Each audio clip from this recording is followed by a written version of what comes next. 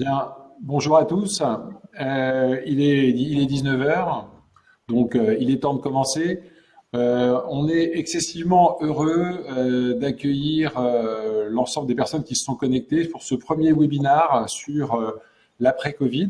Alors, je suis le docteur Benoît Douminc, je suis médecin urgentiste et je travaille à l'hôpital Cochin à Paris, à l'assistance publique. Et je vais animer pendant cette heure et demie qui nous est proposée, un entretien, une discussion entre quatre experts et puis vous tous et vous toutes qui nous ont fait l'amitié et vraiment l'honneur de se brancher, de se connecter à ce premier webinaire. Pour information, il y a à peu près une centaine de personnes qui se sont inscrites et qui sont en train donc progressivement d'arriver sur cette discussion. Je vais vous expliquer un petit peu la genèse de cet événement.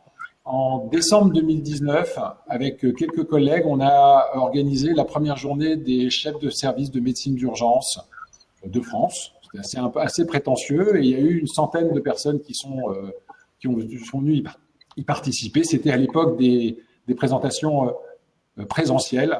Je ne sais pas quand est-ce que cela va revenir, mais en tout cas, ça a été un franc succès. Et l'objectif de cette réunion et de cette, je ne sais pas, association, peu importe, enfin, ce groupe, c'est de provoquer un endroit d'échange entre, initialement, des personnes qui ont des responsabilités au sein de la spécialité de médecine d'urgence et de pouvoir échanger sur des problématiques d'organisation ou de notre vie au quotidien. Elle n'a absolument pas comme objectif de marcher sur des plates-bandes d'autres choses. Des sociétés savantes font des choses extraordinaires, la SFMU, les syndicats, etc. aussi. C'est vraiment quelque chose à côté et il n'y avait pas de conflit d'intérêt.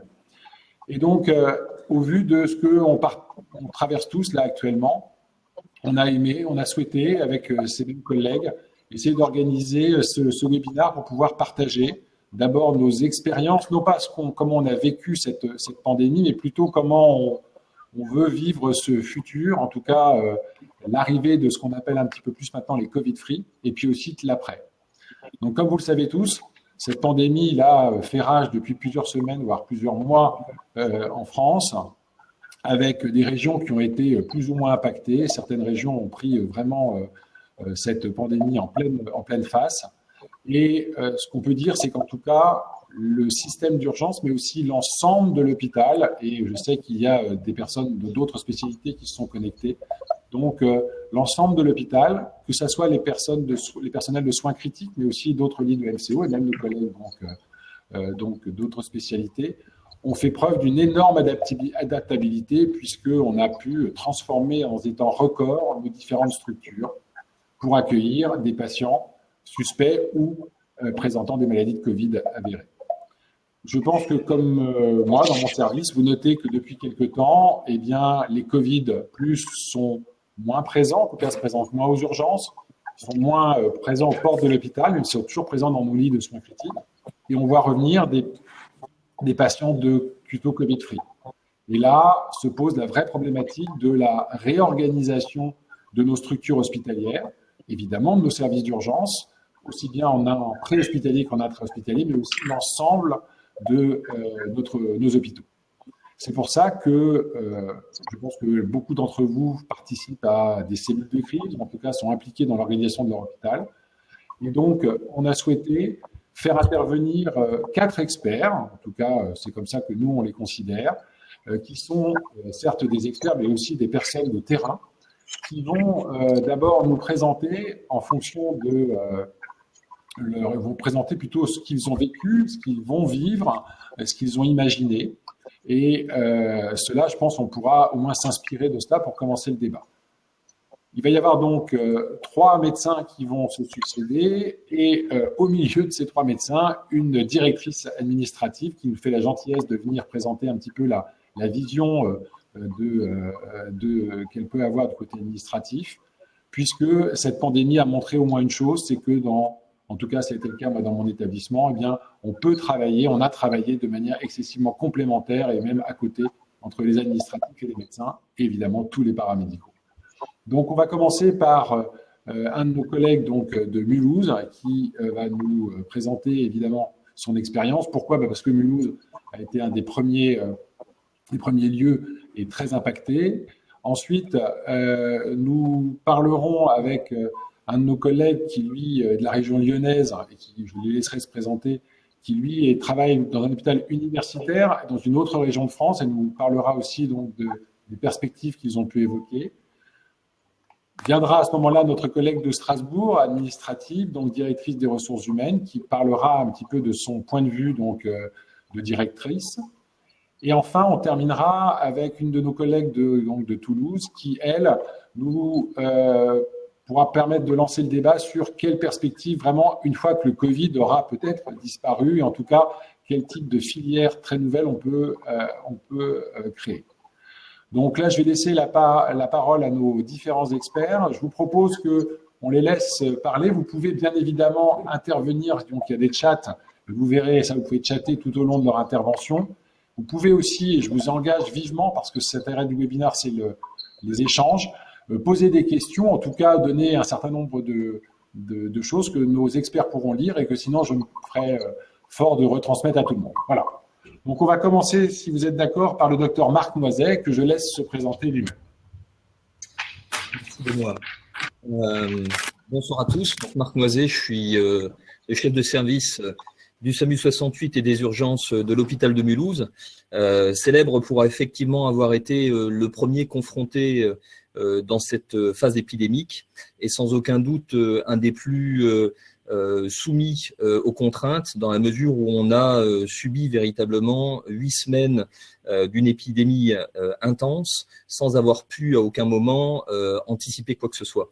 Et juste en introduction, je voulais partager en image assez symbolique du gérer l'après-Covid, cette image d'un de nos premiers avions qui a emmené nos patients, qui nous permettait régulièrement de vider nos lits de réanimation, qui a emmené nos patients à l'autre bout de la France, signe d'une forme de solidarité à l'intérieur du territoire, et avec l'ensemble des professionnels qui avaient amené ces patients, qui regardaient cet avion partir. Et donc l'après-Covid, effectivement, était déjà dans cet avion. On va passer à la diapo suivante.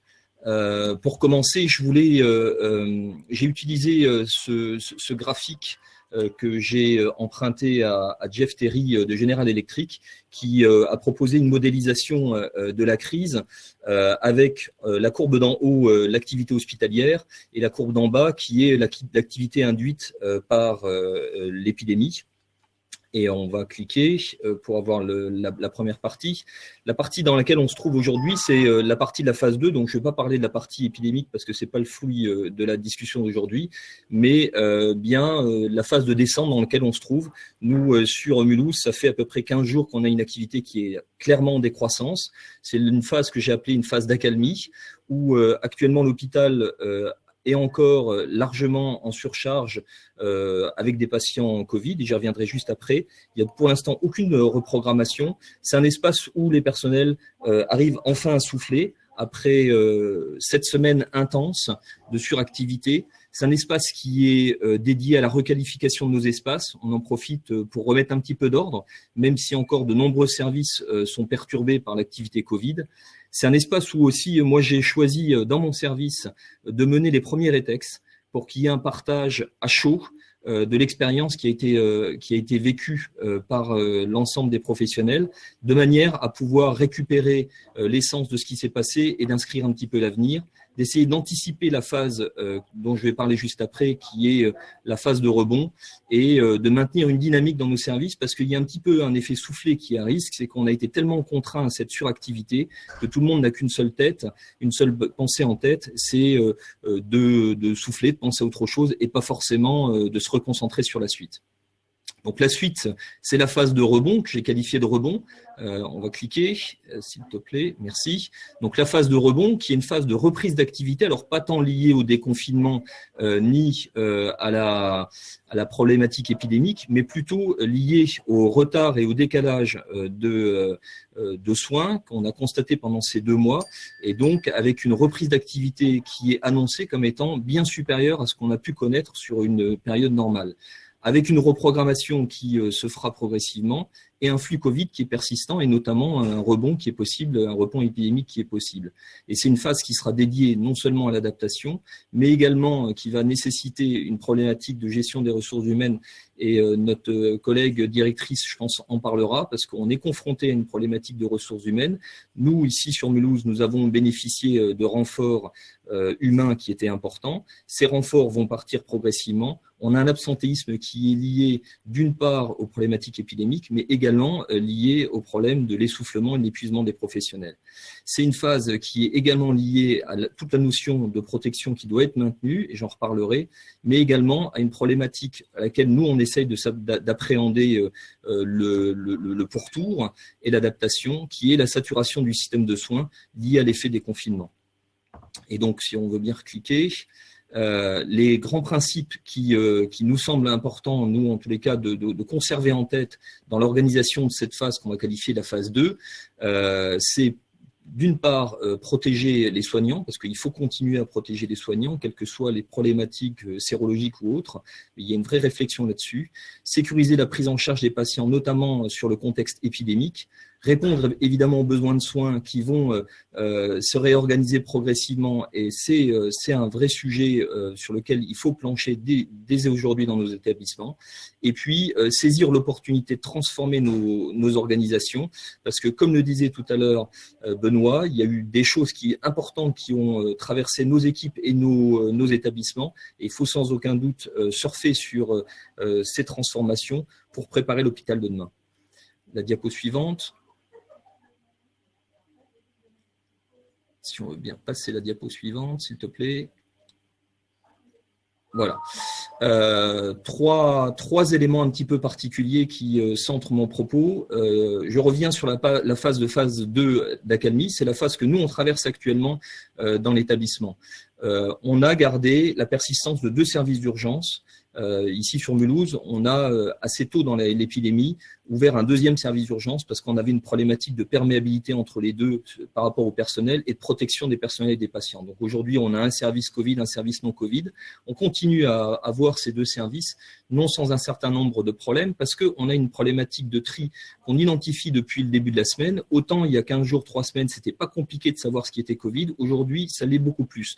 On n'a plus de syndrome clinique qui nous permet d'identifier clairement ce que c'est qu'un patient Covid. Et régulièrement, on se rend compte que dans nos zones Covid, on accueille des patients qui n'ont rien à voir avec ça, même si ils ont de la fièvre, même s'ils toussent, même s'ils sont dyspnéiques, eh bien, le scanner ou les tests PCR montrent qu'ils ne sont pas Covid. Donc, c'est toute la problématique qui va être celle de demain dans l'hôpital, c'est d'arriver à identifier, et d'ailleurs peut-être, j'en parlerai ensuite, de se dire est-ce qu'il faut maintenir ces deux zones de manière aussi étanche. Donc, une problématique de tri. Nous, on a requalifié notre UHCD très vite en non-Covid, parce que l'hôpital est encore complètement saturé de patients Covid.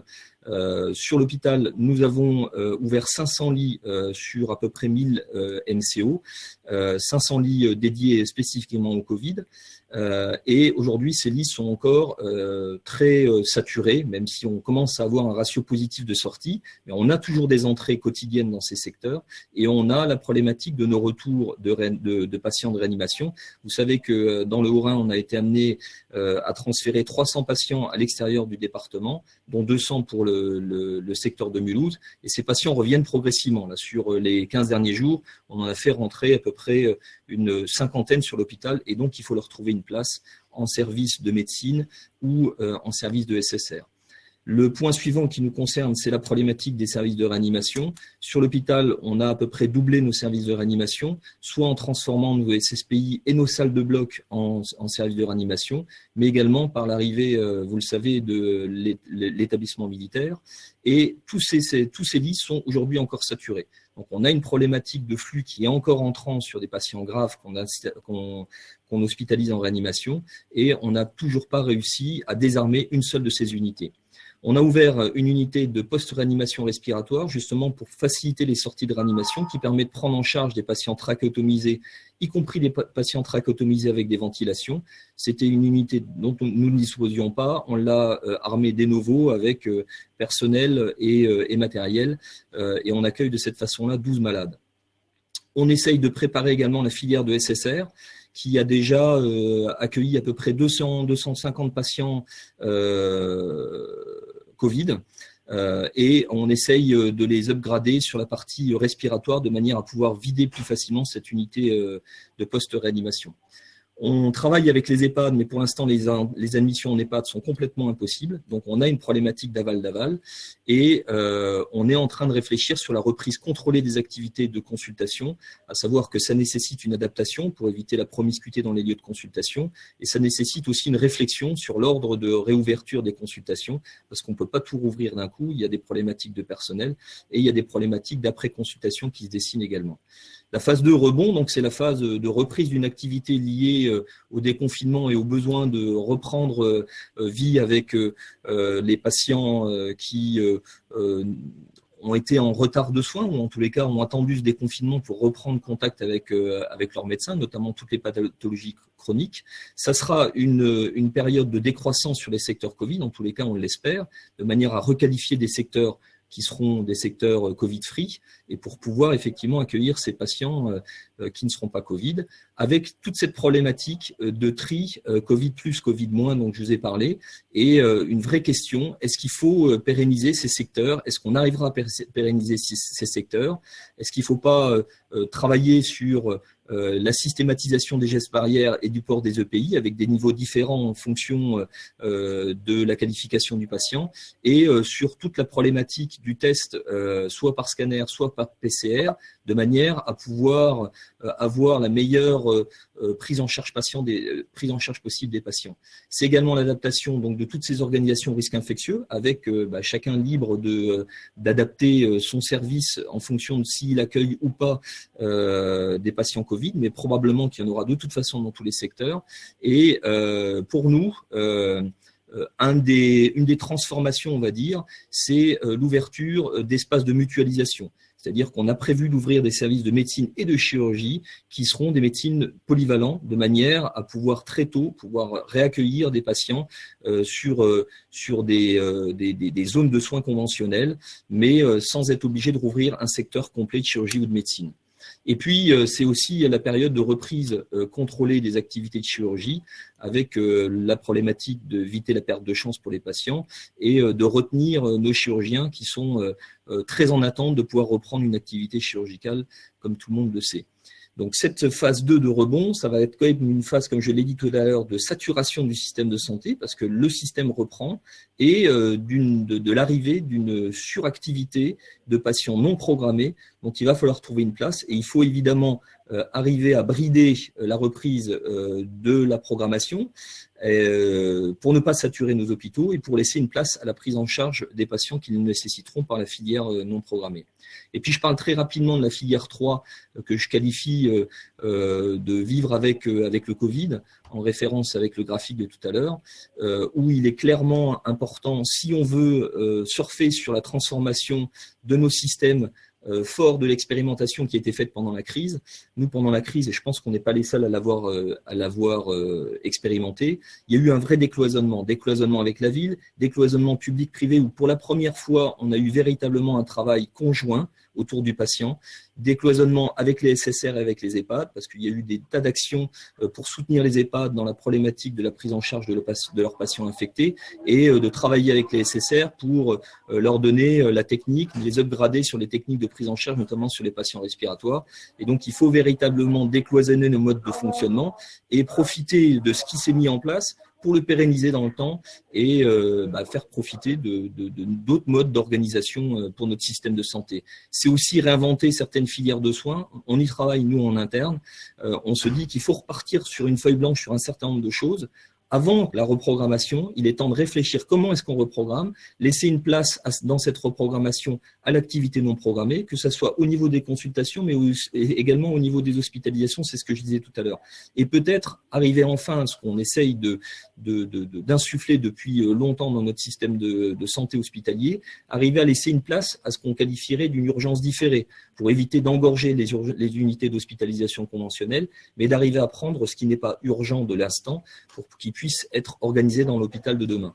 Et puis enfin, ancrer la télémédecine, parce que c'est une grande découverte pour le monde hospitalier. Alors je sais qu'il y a des tas de collègues qui avaient cette expérience, mais en tous les cas, nous, à Mulhouse, c'était pas une expérience qui était très développée. Il y a des tas de spécialités qui s'y sont mis, qui ont compris qu'il y avait un intérêt, qui pouvaient travailler de cette façon-là. pour le bien du patient et puis pour alléger nos consultations. Et sans aucun doute qu'il faut arriver à ancrer cette activité de télémédecine dans nos pratiques hospitalières. Et il y a donc un grand mot, une grande ligne conductrice, on va dire, sur ces deux phases, qui est véritablement d'essayer de capitaliser, d'où l'importance des rétex précoces, sur les expérimentations qui ont marché, qui ont marqué les esprits, qui ont rassemblé les équipes pour faire que ce travail qui a été fait dans la crise puisse être pérenne et profiter à notre système de santé. J'en ai fini, Benoît. Merci beaucoup. Alors, je vous truc. Ouais, c'est bon. Merci beaucoup, pardon. Donc, on va enchaîner sur la relation en fait, de notre deuxième intervenant qui va se présenter. Je vais le laisser se présenter lui-même. Et puis, après, toutes les questions seront posées donc, à la fin des interventions de tous les différents intervenants. Karim, c'est à toi. Bon, bonjour à tous. Il y en a un certain nombre. Bonjour à tous. Je pense que vous m'entendez tous. Oui, c'est ça. Donc, moi, je m'appelle Karim Tazarourt et je suis à Lyon au sein du département médecine urgence qui regroupe les urgences de SAMU. Alors, diapo suivante.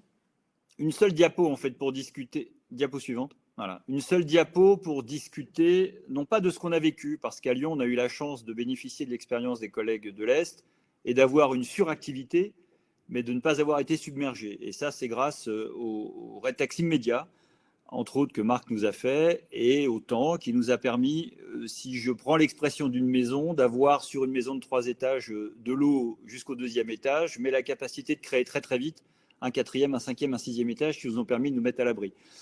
Je ne sais pas s'il faut le parler de vagues, mais en tout cas, on a une marée qui a monté. Alors, c'est très intéressant parce qu'on a vu plusieurs choses. La première remarque, c'est que la pression que l'hôpital a subie a permis paradoxalement un rapprochement énorme de toutes les structures sanitaires, médico-sociales, des acteurs publics et privés, à l'intérieur de l'hôpital, les administratifs et des soignants, et à l'intérieur des soignants, des médecins et des infirmières, et à l'intérieur des spécialités, l'ensemble des spécialités sont organisées. Ça, c'est remarquable, avec des nouveaux process, des nouveaux outils, et je ne veux pas dire nouvelle mentalité, je ne suis pas sûr qu'il y aura un monde d'après, mais en tout cas, la capacité sur un fléau commun et une pression commune de s'organiser. Premier sujet.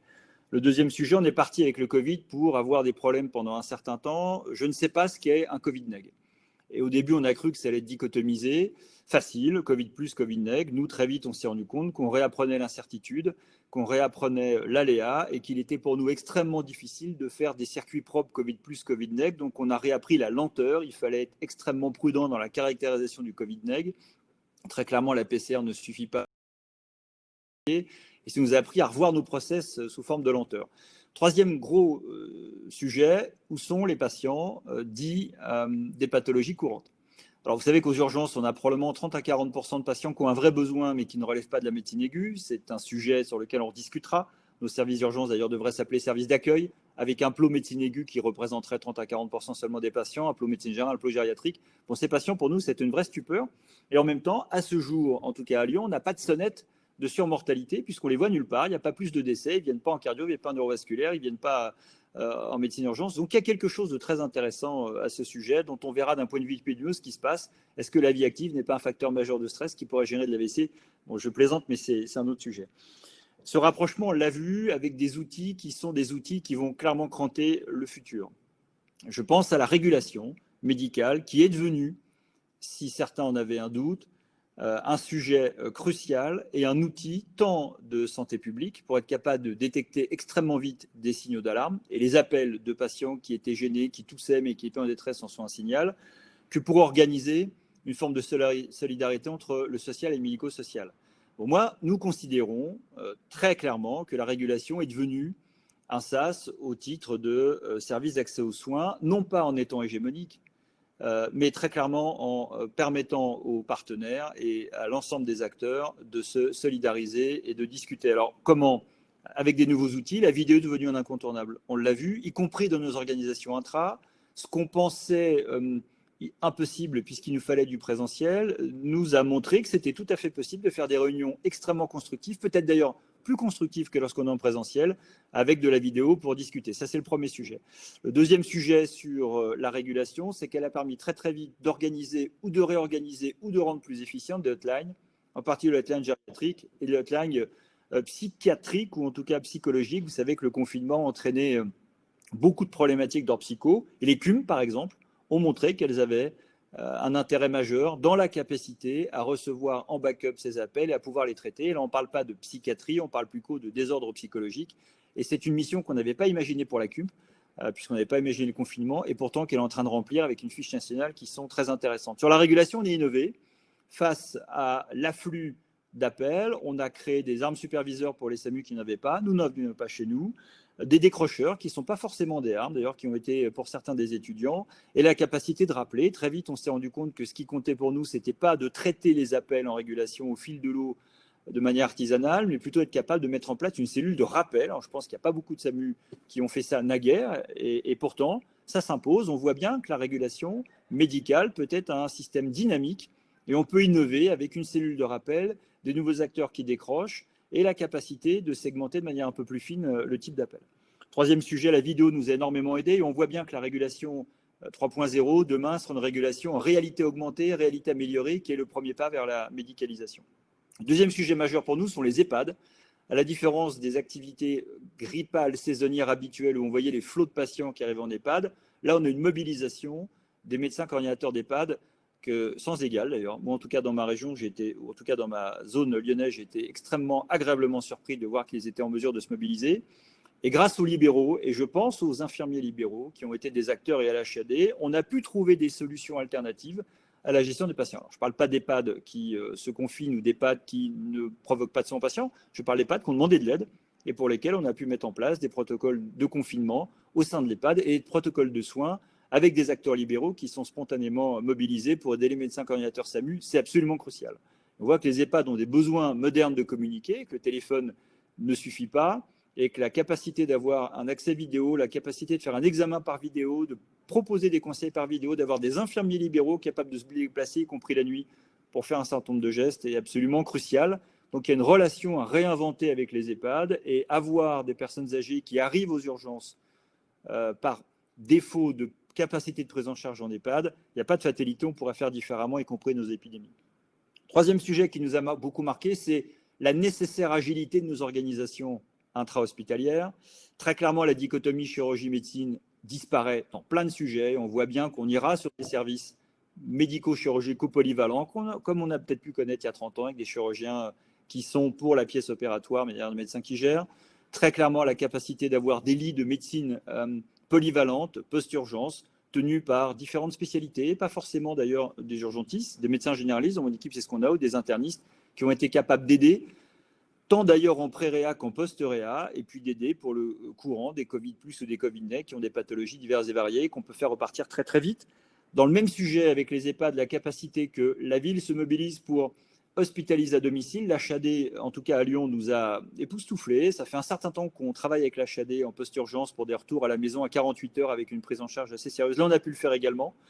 Essayer de tenter une forme de confinement à domicile, puisqu'on n'avait pas de stratégie claire de confinement. Et ça, on fera très attention à ne pas perdre ça, un retour précoce. On a pu aller, comme dans certains hôpitaux, alors pas bien à Lyon, mais par exemple en Seine-et-Marne, ça a pu être fait, à ce que des hospitalisations qui ne relèvent pas forcément de l'HAD, mais un suivi, soient faites par des infirmiers libéraux au domicile. Alors, vous aurez compris que pour nous, on tire de toute épreuve, et Dieu sait si c'en est une, et pas que sanitaire d'ailleurs, on tire de toute épreuve quelque chose qui va nous rendre plus forts. On a observé que la solidarité était sans faille. Je n'ai pas parlé de nos amis pompiers qui ont été aussi remarquables, et l'exemple de Lyon, où les rapports n'étaient pas mauvais, mais on a pu faire venir un officier sapeur-pompier qui très vite nous a aidés pour faire, par exemple, dans les situations où on était un peu en difficulté, de la carence de SMUR avec une médicalisation en régulation. Donc moi, je vais conclure mon propos sur le 4 points. Là, très clairement, on voit ce que peut être un SAS, qui ne serait pas un SAMU hégémonique, mais qui est une pierre angulaire majeure d'une capacité à distribuer du sang en articulant tous les acteurs, qu'ils soient médicaux ou non médicaux, publics ou privés, et de faire un vrai pont. Ça, c'est majeur. On voit qu'avec les EHPAD, il n'y a pas de fatalité, qu'on peut proposer quelque chose d'innovant, ou en tout cas de renforcer ce qu'on peut proposer d'innovant avec du maintien au domicile de qualité dans les EHPAD. On voit que nos organisations intra-hospitalières ont besoin d'être décloisonnées et que la géographie des services doit profondément évoluer. Et je vous l'ai dit, je pense qu'on ira sur des services médico-chirurgicaux, sur des services d'aval des urgences qui soient agiles, sur des services capables de prendre de la post-réa, avec des nouveaux métiers d'ailleurs qu'on a réinventés. Je pense aux orthophonistes, avec des patients qu'on n'a pas vus depuis longtemps, des patients qui auraient resté 3 semaines, ça fait longtemps qu'on n'ait pas vu ça. Enfin, le lien ville-hôpital est majeur. Donc, en résumé, nous, en médecine d'urgence, nous sommes une petite brique avec les collègues intra, les collègues extra-hospitaliers, les collègues soignants qui sont des acteurs majeurs. Mais nous avons là 4-5 outils absolument cruciaux qui vont définir une part du futur de notre spécialité. Je vous remercie. Karim, je vous propose donc d'enchaîner sur maintenant la vision administrative, hein, donc un petit peu de cette après-Covid.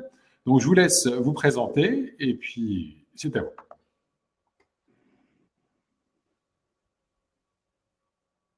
Ah, on ne vous entend pas.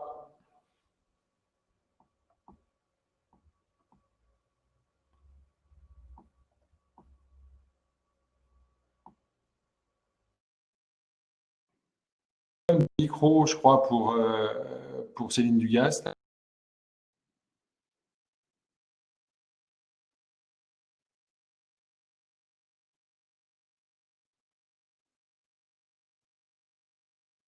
Je suis désolé, on a un petit problème technique. On va essayer de voir de le résoudre. Donc, je vous propose de passer à la communication suivante. On revient vers vous juste après, hein, Céline. Ne vous inquiétez pas, on va essayer de régler ça.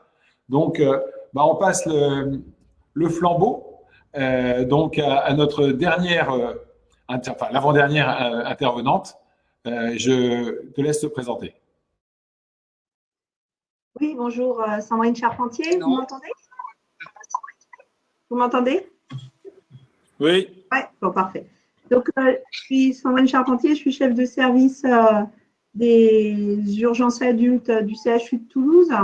Donc, comme Karim, en fait, on a bénéficié, bien sûr, de l'expérience de nos collègues de l'Est et du confinement, qui a fait qu'on a eu une organisation qu'on a eu le temps de mettre en place et qui, effectivement, a jamais été dépassée.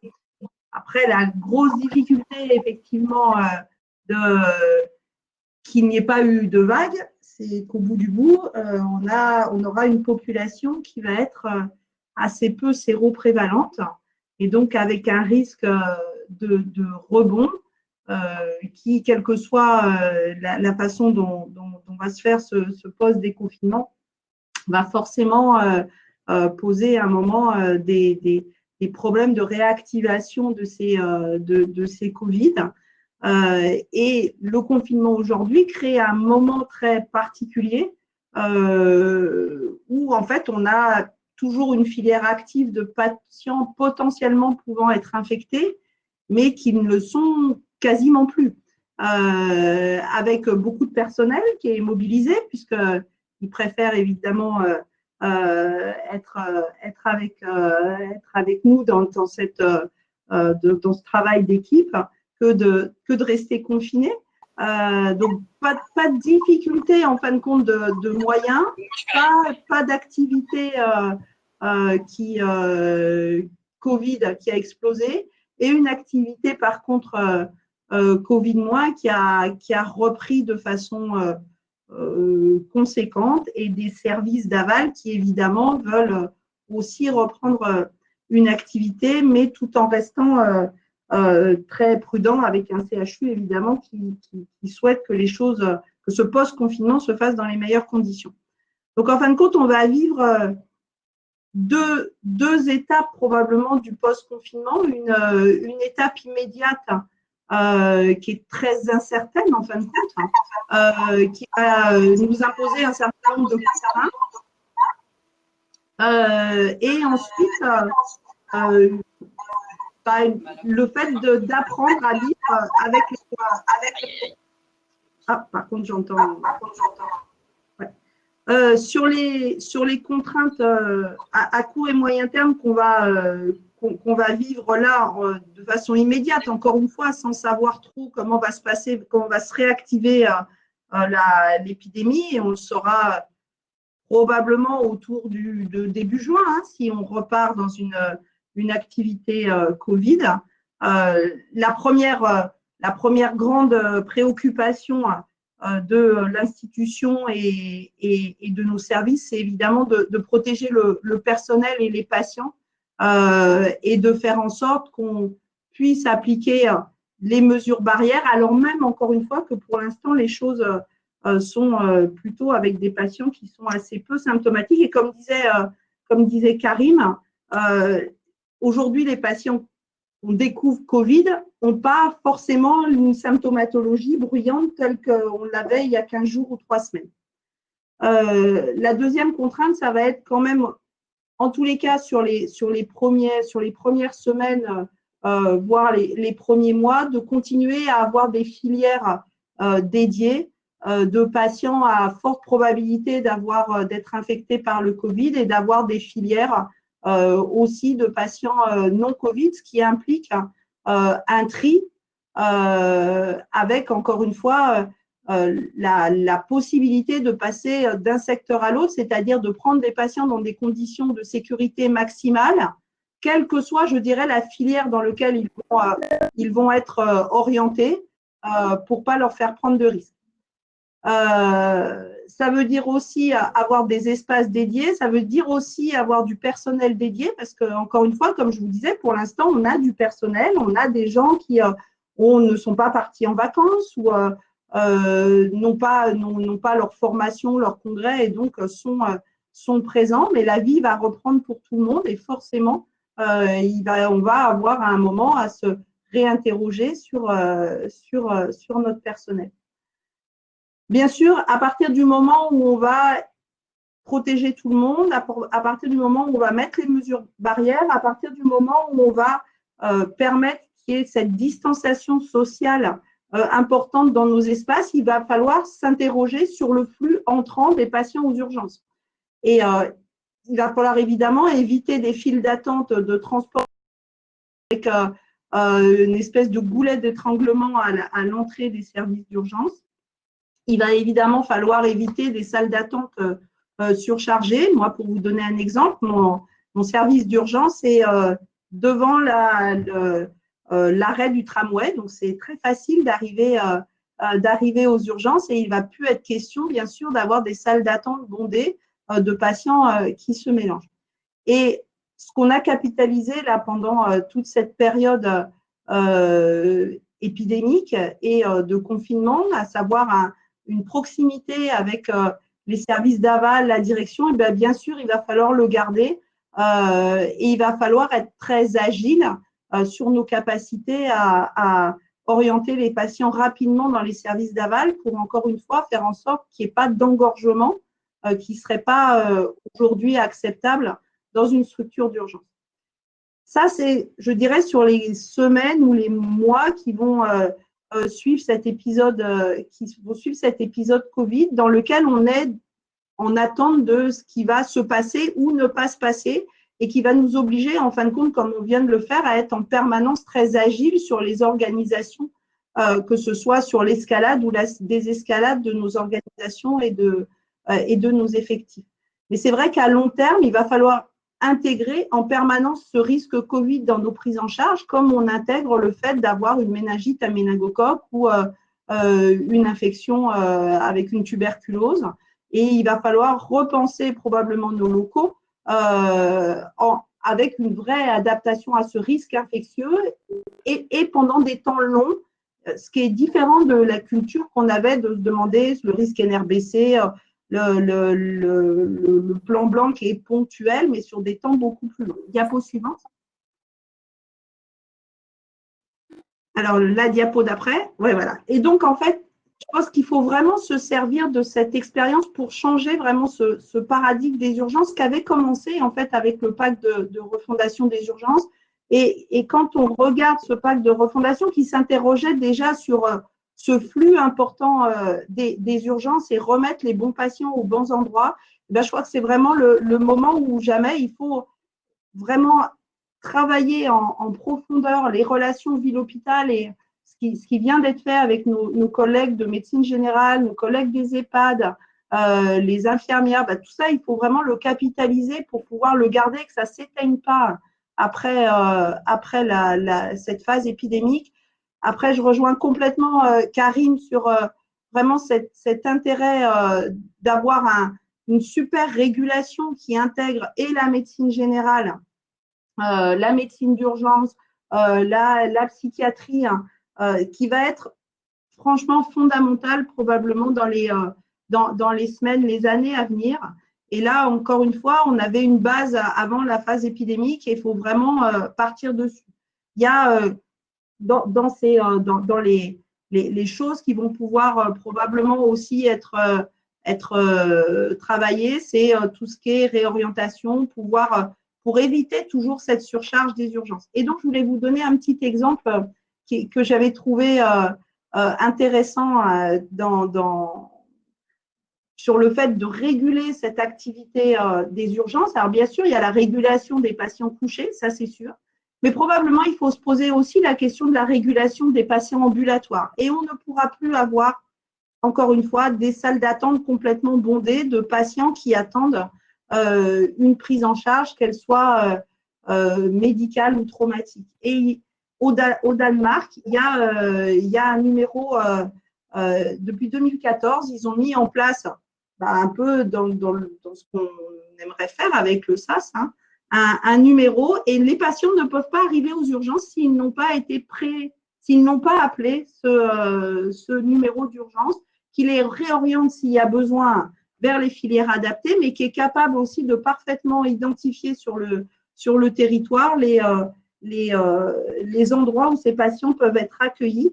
Et donc, ça permet vraiment d'éviter la surcharge. Donc, je crois qu'on a vraiment là un enjeu important. On a eu la chance, contrairement effectivement à Mulhouse, à d'autres endroits, de pas vivre ce côté excessivement difficile psychologiquement de cette crise.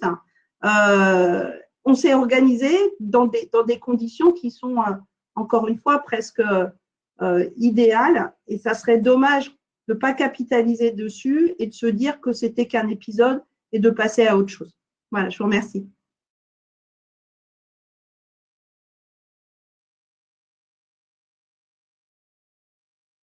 Merci Sandrine. Malheureusement, on a perdu la Karim, mais on a retrouvé notre dernière intervenante.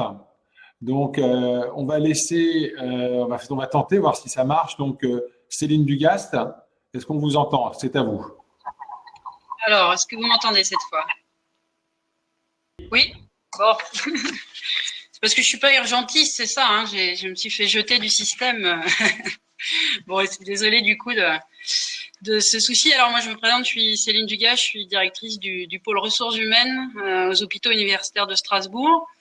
Donc, dans le Grand Est, alors effectivement, on a eu une toute petite anticipation finalement dans cette crise grâce à Mulhouse, cette anticipation de quelques jours peut-être, mais qui nous a quand même été fort utile. Alors moi, je vais essayer de centrer un petit peu les échanges sur l'impact, je dirais typiquement RH, même si tout est lié et c'est un peu le sens de vos propos aussi. Donc slide suivante, s'il vous plaît. Oui, merci. Alors il y a un élément qui me paraît vraiment important, c'est ce temps court de la mobilisation. Quelques chiffres, et à Mulhouse, vous l'avez vécu aussi, Dr Loisy, c'est qu'effectivement, on était à fin février pour le CHU de Strasbourg, à 80 lits de réanimation, c'est la cible à peu près habituelle du CHU, 120 postes vacants infirmiers.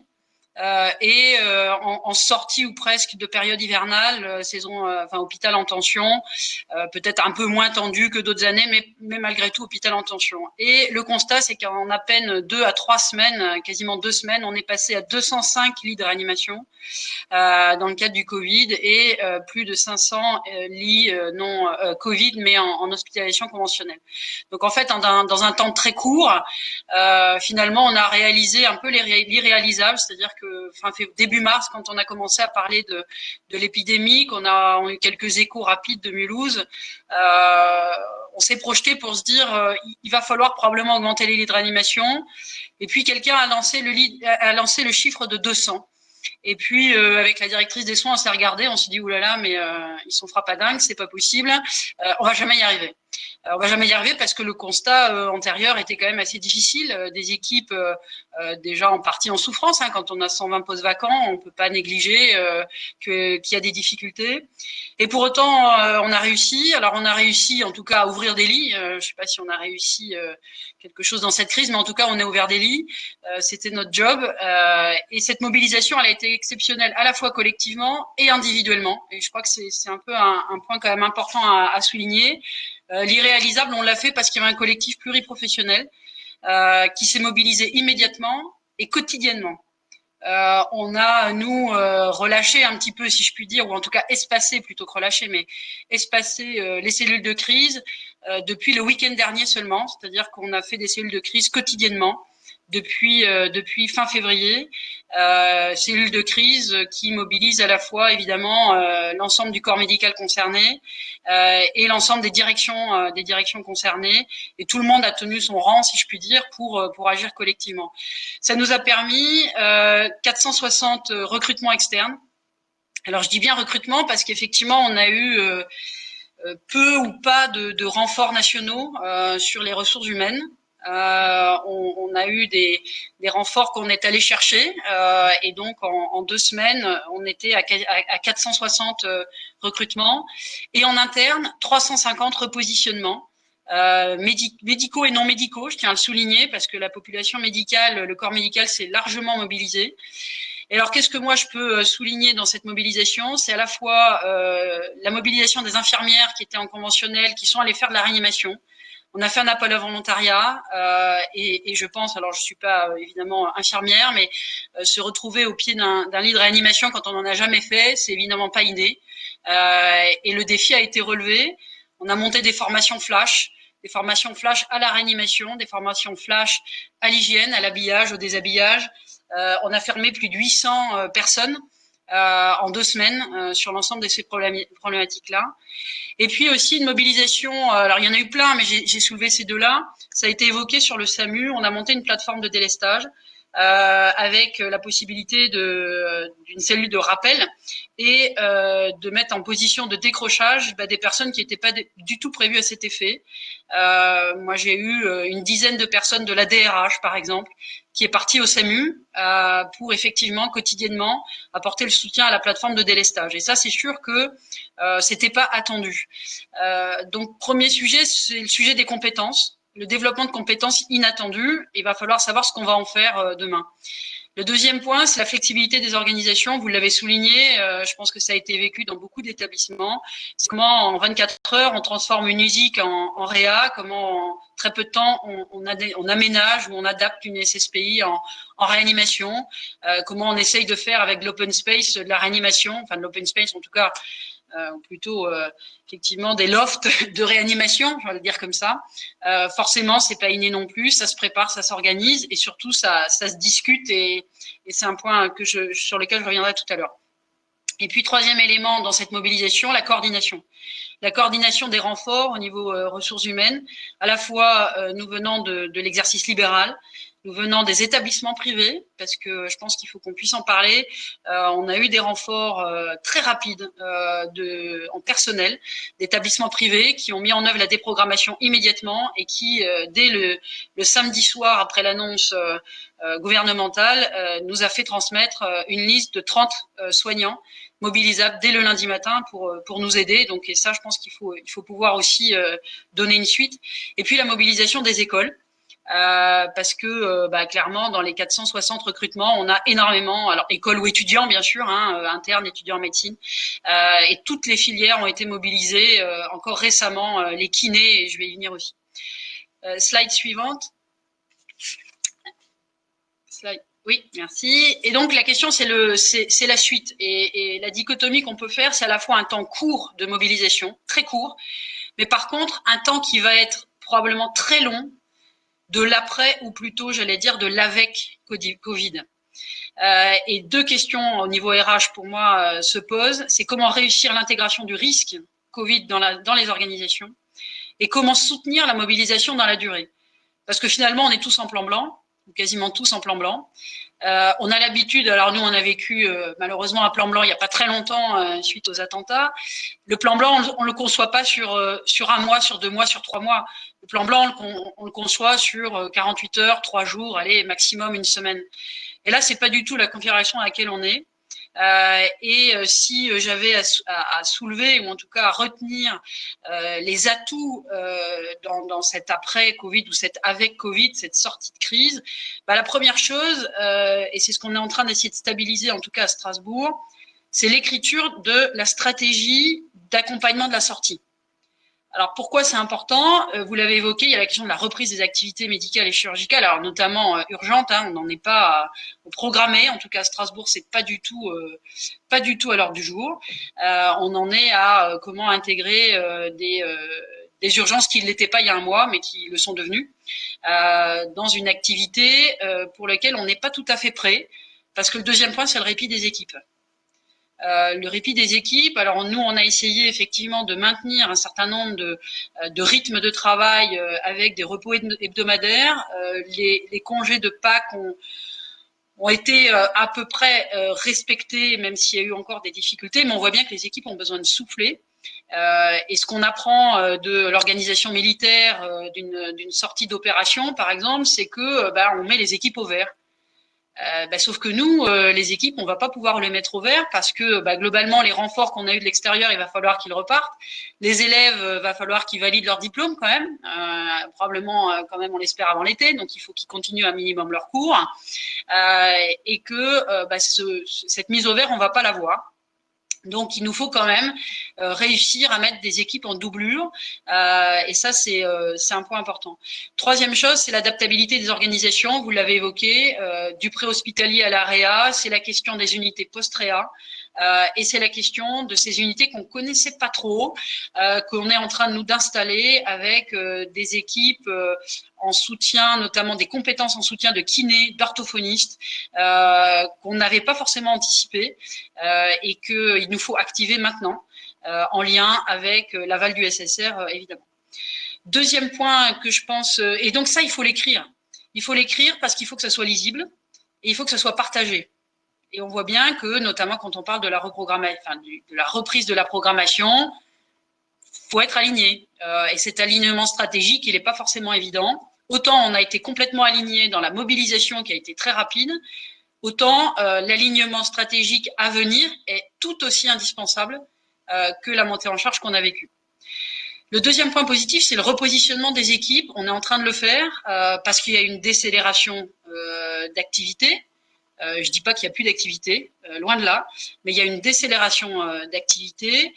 Cette décélération, elle doit être institutionnalisée, elle doit être connue de tous. C'est ce qu'on a réussi à partager. Donc, on arrive là maintenant, à partir de début mai, on va pouvoir libérer les élèves pour qu'ils retournent à leurs études, en grande partie.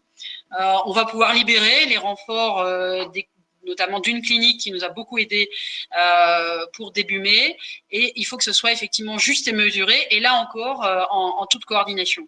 Et ça ne peut se faire, ces deux points de cette stratégie d'accompagnement de sortie de crise et de repositionnement, ça ne peut se faire que dans une logique territoriale. Un établissement seul, tout CHU qu'il soit, en tout cas sur son territoire, ne peut pas agir seul parce que tout ce qui sera fait au CHU, forcément, en termes de recours, d'expertise, etc., aura des impacts sur les autres établissements.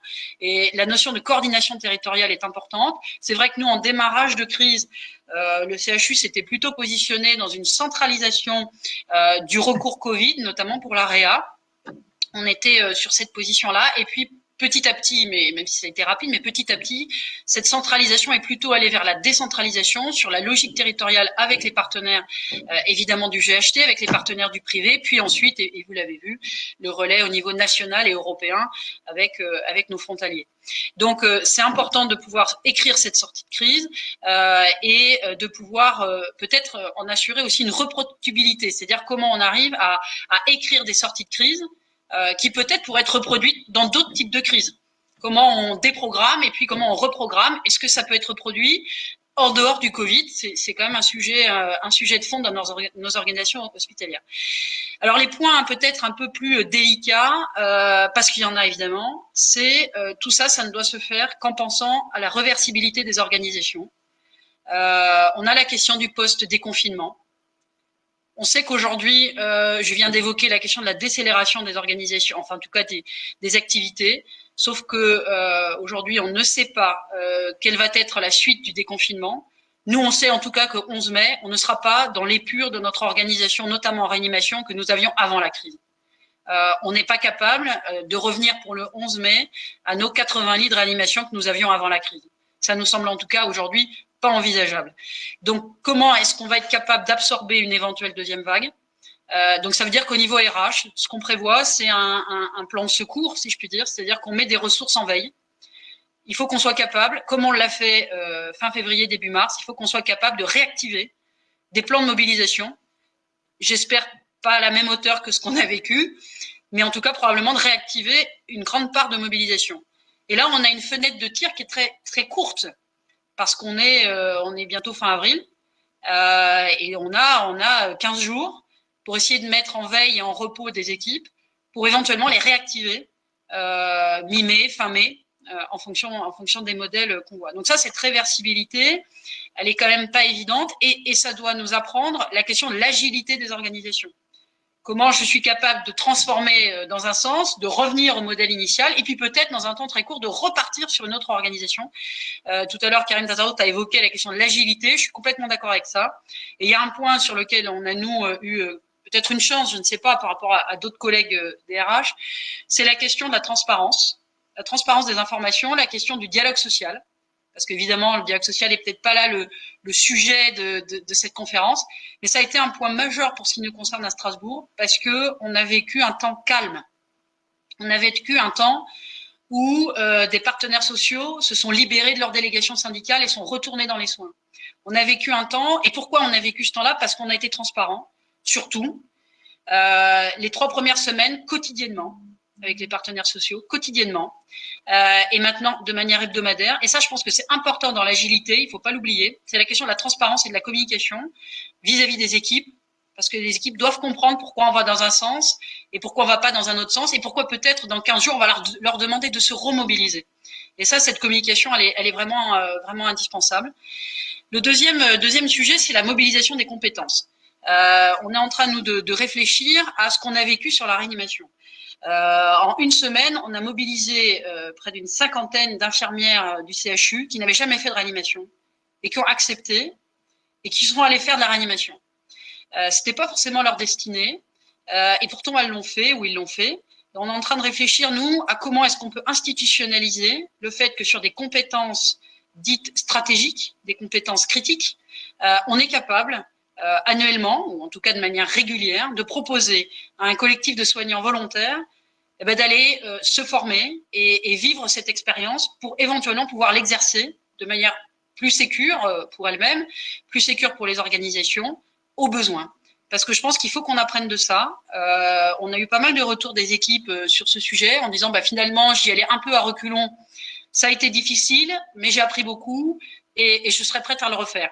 Ça, je pense que dans le contexte dans lequel on est, il faut absolument qu'on puisse apprendre de ça et qu'on puisse le structurer et vraiment l'institutionnaliser. C'est un point qui me paraît indispensable. Et puis le dernier sujet, il y en a plein, mais qui me paraît, que j'ai souhaité en tout cas soulever, c'est la question du soutien psychologique des équipes hospitalières. Je pense que, alors nous, a été mis en place dans pas mal d'établissements un soutien psychologique qu'on a appelé Covid Psy, peu importe, pour les équipes hospitalières. Je pense que ce soutien doit se poursuivre parce qu'un des éléments qui nous a été remonté, c'est la crainte des soignants de contaminer l'entourage, le risque personnel. Ce risque personnel, il faut qu'on puisse non pas le nier, parce que ça n'a évidemment aucun intérêt, mais pour maintenir une mobilisation dans la durée, il faut que ce soit constructif, il faut pouvoir accompagner les équipes, et il ne faut pas que ce soit démobilisant. Et je pense que ce soutien, il est particulièrement apprécié, et on est en train de réfléchir à savoir comment est-ce qu'on peut le maintenir. Alors évidemment, on a déjà des dispositifs de psychologues du travail, de médecine du travail, qui font pleinement leur exercice professionnel, mais là, c'est autre chose. C'est le partage d'un vécu commun et en termes de fidélisation, d'attractivité, parce que c'est quand même un sujet de fond, un sujet qui va nous rattraper de toute façon dans l'actualité. Il faut absolument qu'on arrive à transformer l'essai auprès de nos hospitaliers sur l'hôpital, j'allais dire l'hôpital public est réactif, il l'a montré, il sait le faire, il est agile, et on est capable d'accompagner chacun des hospitaliers qui est mobilisé pour la prise en charge de patients qui va évoluer dans le temps. Et ça, c'est aussi un élément, alors je ne l'ai pas évoqué là, mais il y a un sujet de fond sur la prise en charge des patients et la charge en soins. La prise en charge de ces patients en Covid nous a montré qu'on devait revoir nos mobilisations soignantes, nous a montré que effectivement un temps d'habillage et de déshabillage dans un exercice quotidien, il fallait l'intégrer dans le quotidien de travail et que forcément, si on passe 5 minutes, 10 minutes, 15 minutes à cette procédure d'habillage et de déshabillage, des procédures d'hygiène, quelles qu'elles soient, forcément, c'est un temps qu'on n'a plus pour autre chose. Et donc, dans nos fonctions RH et de direction de soins, on doit intégrer cela dans ces prises en charge de patients. Donc, peut-être en mini résumé, si j'avais 2 éléments à retenir, c'est la nécessité d'avoir un et j'insiste là-dessus parce que ça me semble important, un travail collectif de sortie de crise qui est structuré et lisible pour tous. Ça, c'est le premier élément. Et le deuxième élément, et éventuellement reproductible, et le deuxième élément, c'est effectivement la question d'un développement de compétences assumé et la question de faire confiance à tous les acteurs hospitaliers. Parce que cette confiance-là, c'est là-dessus, je pense, qu'on est capable de gagner. L'actualité nous rattrapera sur la question des effectifs. Je suis DRH, donc je le sais, je connais ce sujet. Mais ce que ça doit nous apprendre, c'est la reconnaissance de la capacité de nos acteurs à innover et surtout qu'on puisse capitaliser sur ces innovations, notamment sur la question des compétences soignantes. Voilà. Merci. Merci beaucoup pour ces 4 interventions. Malheureusement, Karim Tazarourt a dû nous quitter parce que sa directrice avait besoin de lui. Donc, il avait le quotidien a repris le dessus. En tout cas, encore une fois, un grand merci. Il y a de très nombreuses questions et de très nombreuses interventions de la part des personnes qui nous suivent. Une des premières choses, et on n'en a pas parlé, c'est vrai ou très peu, ça a été en effet l'investissement des établissements privés qui ont été très sollicités et qui ont, je pense, on est tous d'accord pour le dire, en tout cas dans ma région, ont été excessivement réactifs et ont participé sans aucun état d'âme avec la prise en charge de nos patients, ce qui a permis au service public, en tout cas à Paris, d'amortir un petit peu le choc de l'arrivée des patients Covid+. Mais je pense qu'on a l'impression qu'on a peut-être développé certains liens qui pouvaient exister entre le public et le privé. Alors, est-ce que ces liens, à votre sens, ils vont continuer ? Est-ce qu'il faut se servir de ces liens qui ont été amorcés à l'occasion de cette pandémie pour avoir une autre vision un petit peu de la prise en charge de nos patients? Quelle est votre vision? Alors, je demanderai une réponse très courte parce qu'il y a plein de questions après. Donc, je poserai cette question peut-être en premier lieu à Marc, qui, lui, a je ne sais pas quel est le maillage du secteur privé autour de Mulhouse. Rapidement, toi, et après, je poserai la question à Sandrine. Alors, nous, il y a eu clairement un partenariat qui a été important, qui a eu un tout petit peu de mal à démarrer, mais dès le moment où les choses se sont mises à plat, on a réussi à avoir un partenariat important. Donc, on profite encore parce que, par exemple, actuellement, nous avons des IAD du secteur privé qui interviennent chez nous sur les lits supplémentaires de réanimation. Moi, je pense qu'il faut véritablement surfer sur ce travail qui a été fait. C'était, comme je l'ai dit tout à l'heure, un premier élément de collaboration active, vrai public-privé, où on a baissé les armes, je vais le dire. Ma crainte, elle est claire, c'est la nécessité d'une reprise d'activité économique pour le secteur privé, qui a pas les mêmes raisons économiques que les nôtres, en tous les cas, par leur mode de fonctionnement. Et donc, cette distanciation qui va se faire sur les problématiques d'un éventuel rebond d'activité lié à la reprise de soins. Donc, moi, je pense que, 1, il faut l'entretenir, 2, il faut l'anticiper, et 3, il faut solliciter absolument nos ARS pour être au milieu de la discussion et imposer la pré-réservation d'un espace qui puisse être réactivé. Enfin, je pense que ce que dit Céline Dugas sur les ressources humaines est valable sur les organisations. Il ne faut pas oublier ce qui s'est passé. On ne sait pas ce qui va se passer. Donc, il faut se préparer. Profiter de ce temps calme pour préparer la suite, et notamment avec le privé, leur dire « Ok, vous devez reprendre votre activité, c'est normal, mais si jamais, il faudra qu'on se remette sur un partenariat actif et que vous nous prêtiez de nouveau des ressources ou que vous mettiez des ressources à notre disponibilité pour l'activité non programmée. »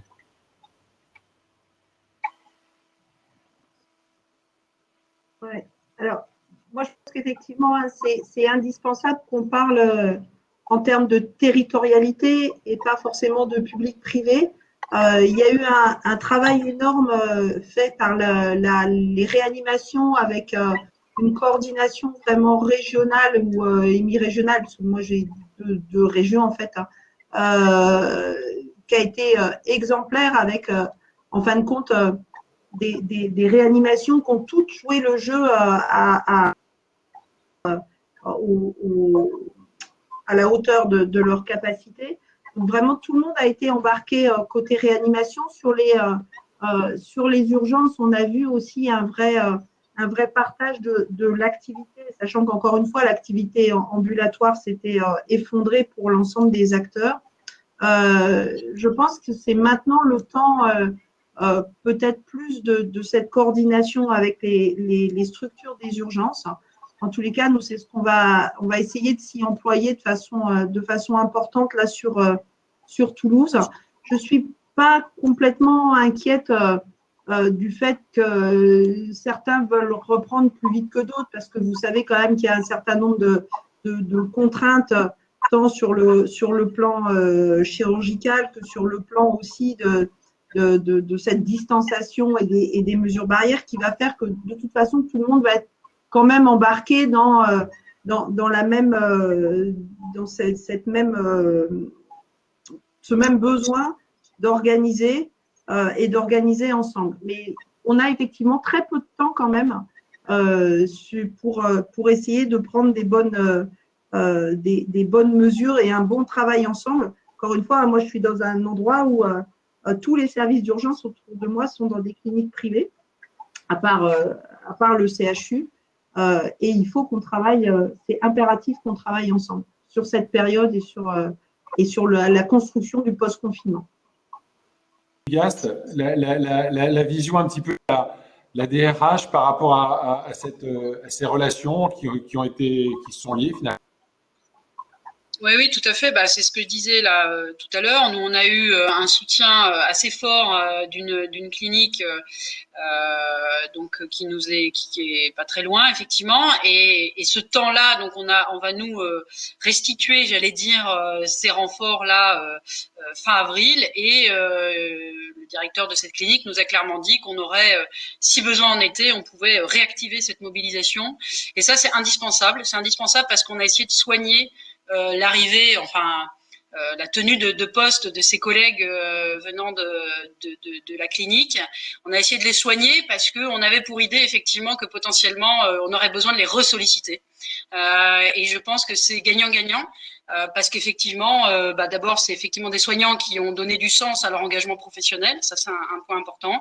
Et puis c'est gagnant-gagnant par rapport aux patients, puisqu'on a une lisibilité très claire. Je veux dire qu'on soit salarié d'une clinique ou agent d'un CHU, on a pris en charge le patient de la même manière, ensemble, et on a l'engagement, là en l'occurrence de cette clinique, de réactiver ces renforts si on avait à vivre effectivement une vague un peu plus importante que ce qu'on est capable d'absorber demain, quoi.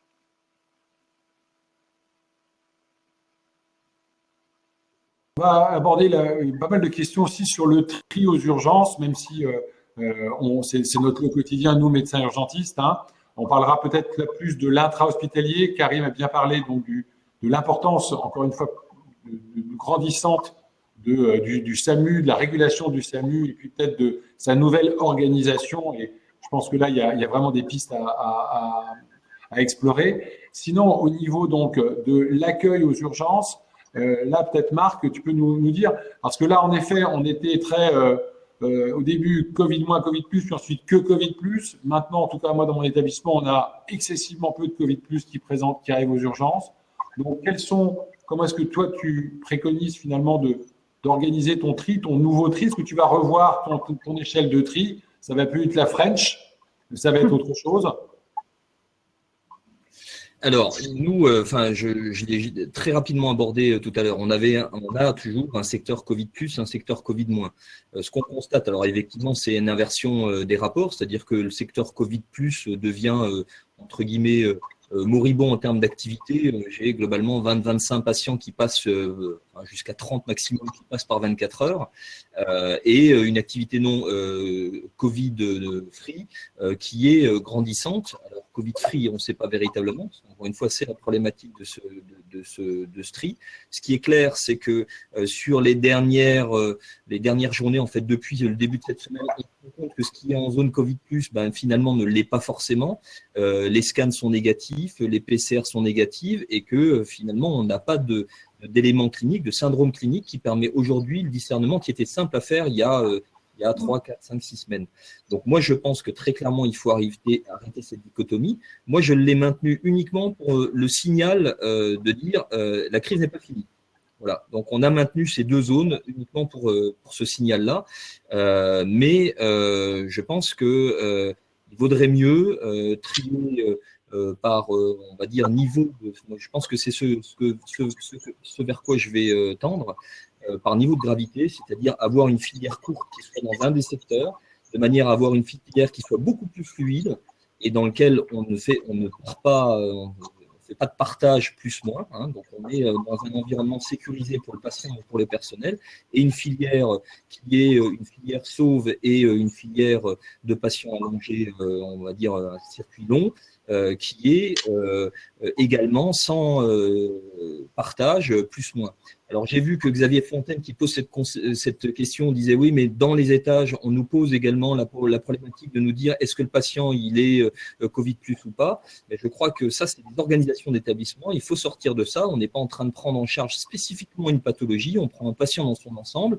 Et si tant est qu'il soit négatif, on sait très bien que ça ne veut pas dire qu'il ne le sera pas demain, qu'il ne sera pas positif demain. Et sur le scanner, ça ne veut pas dire non plus qu'il est encore contagieux. Donc, de toute façon, on sait qu'on ne fait pas la part des choses. Il faut protéger le patient et il faut travailler les filières en bonne intelligence, je dirais, mais en tous les cas, le tri de celui qui est contagieux ou pas ne doit pas se faire aux urgences, à mon avis. C'est vraiment. Oui. En fait, c'est vraiment. Pardon. Je voudrais t'interroger plus spécifiquement, Sandrine, justement sur cette notion dans le cadre du tri. Toi, quelle place tu recommanderais justement avec la PCR, le PCR scanner? Est-ce que systématiquement, toi, tu vas, dans le cadre où notre hôpital va commencer à reprendre une activité Covid-free, même si, comme l'a dit Mme Dugast, on n'en est pas encore, même si on l'imagine beaucoup, à reprendre des activités anciennes, habituelles. Toi, quelle est ta position? En tout cas, qu'est-ce que tu vas prôner dans ton service? Je pense qu'effectivement, il faut intégrer maintenant ce risque Covid, non pas aux urgences, mais sur l'ensemble de l'établissement. Au début, bien entendu, on a eu majoritairement des patients respiratoires, et puis petit à petit, on a vu arriver d'autres formes pour des patients, puis jusqu'aux EHPAD, où en fin de compte, on s'est aperçu que 30% des patients qui étaient Covid plus dans les EHPAD, en fait, étaient totalement asymptomatiques. Et ce patient, il peut très bien venir pour une fracture du col du fémur. Donc, en fait, il faut globalement que l'hôpital dans son ensemble intègre le fait que jusqu'à ce qu'on ait peut-être trouvé un vaccin, on va vivre avec des patients qui sont potentiellement Covid.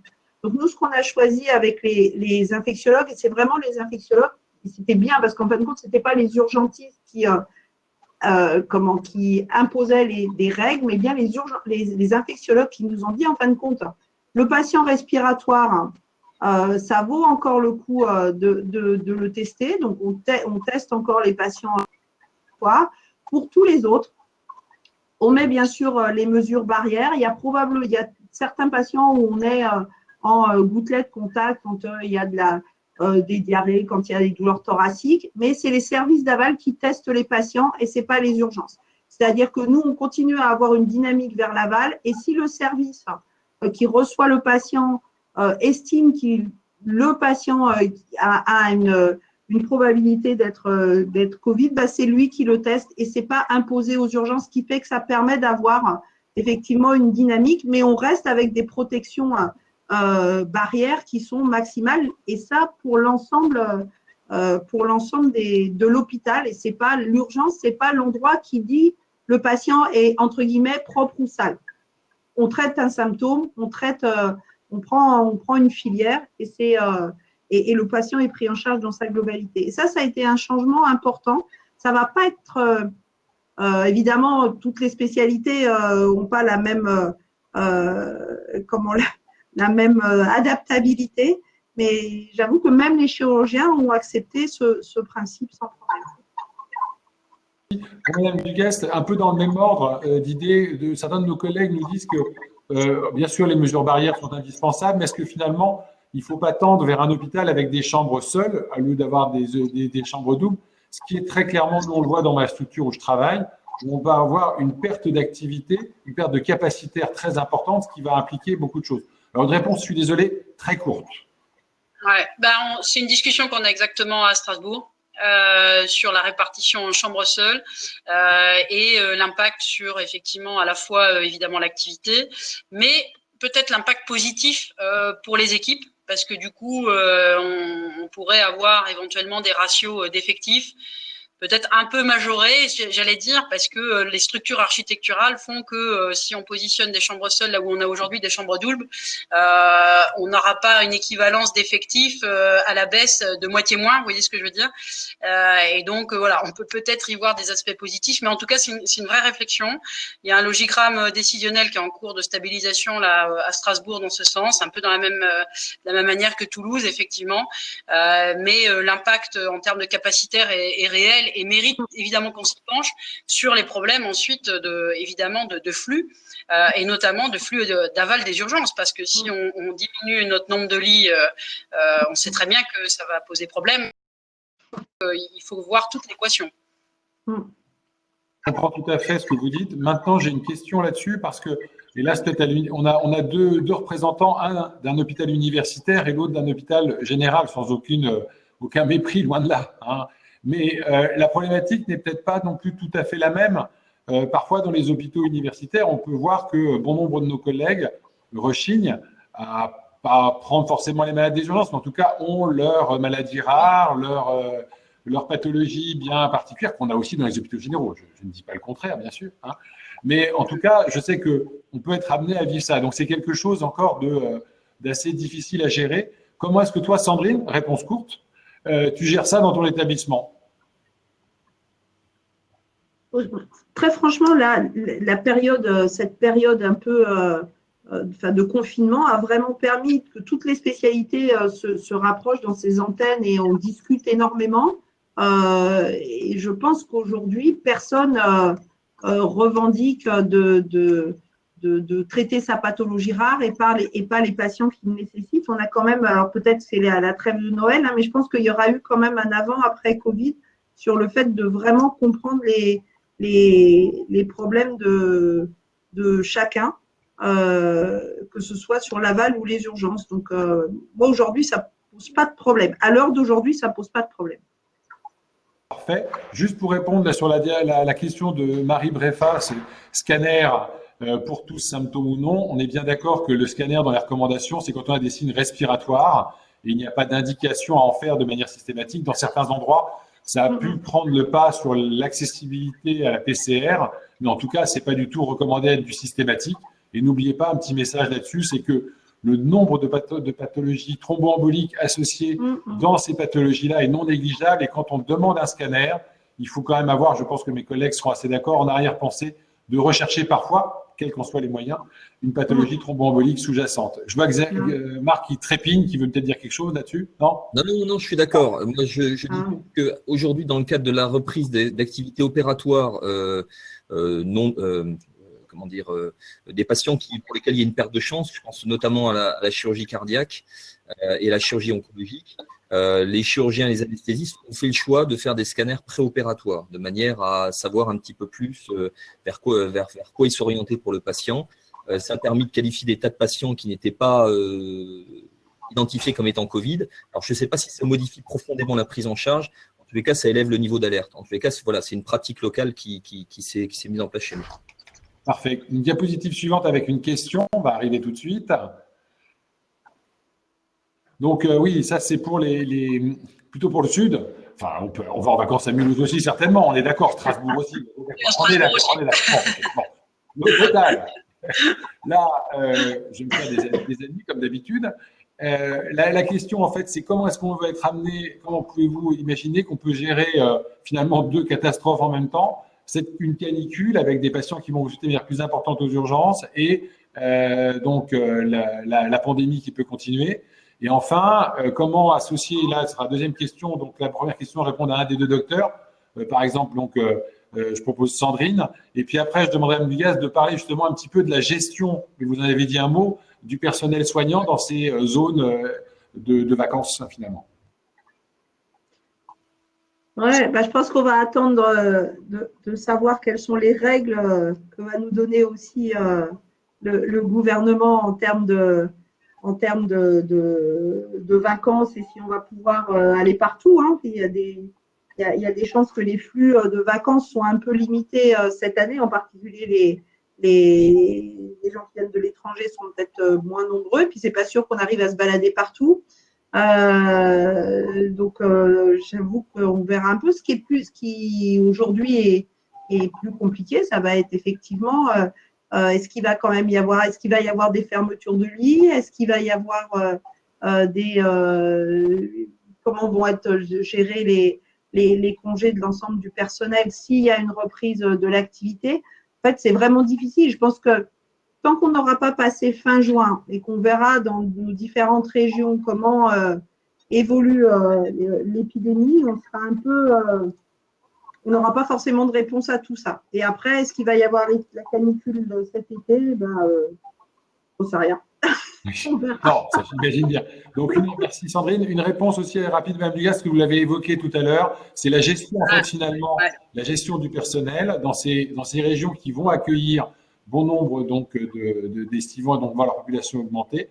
Donc, vous avez décidé, vous avez pris le parti de mettre des personnels en vacances. Et avez-vous aussi, c'était une question sur un chat, une plateforme, quelque chose qui a été mis en place au niveau régional qui vous permettra de puiser sur des effectifs un petit peu en dehors de votre structure?